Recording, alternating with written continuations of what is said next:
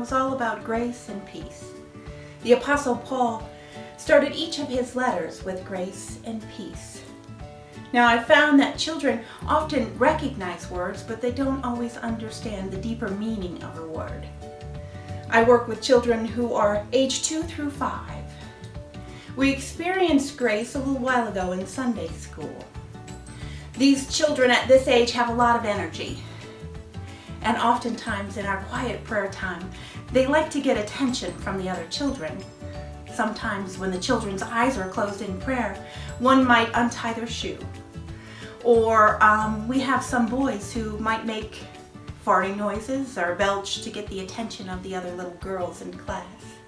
Well, on this particular Sunday, we had a child who was sitting behind a little girl with a giant pink bow in her hair.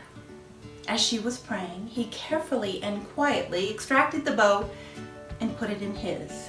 Now, no one noticed at first until we were getting up and ready to go back into the classroom, when the class erupted in laughter. Now, the little girl was angry and demanded her bow back.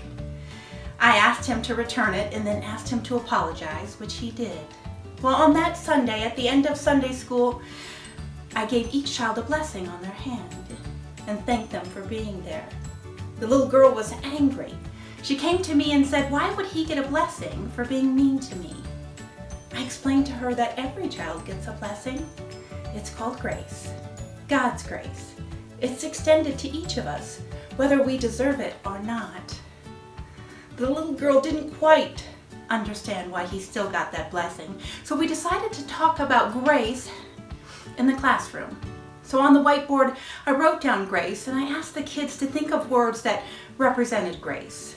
They came up with unconditional love.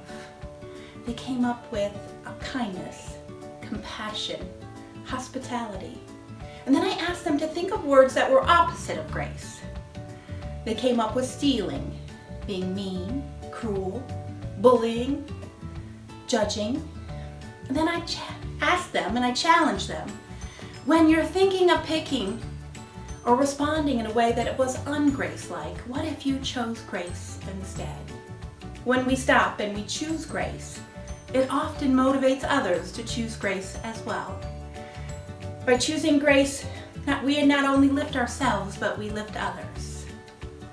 Grace and peace is a concept I think kids learn over time. And as a parent and an educator, I realize my response, my greeting must be grace as well, so that I can motivate those around me and the children who are watching to respond with grace and peace always.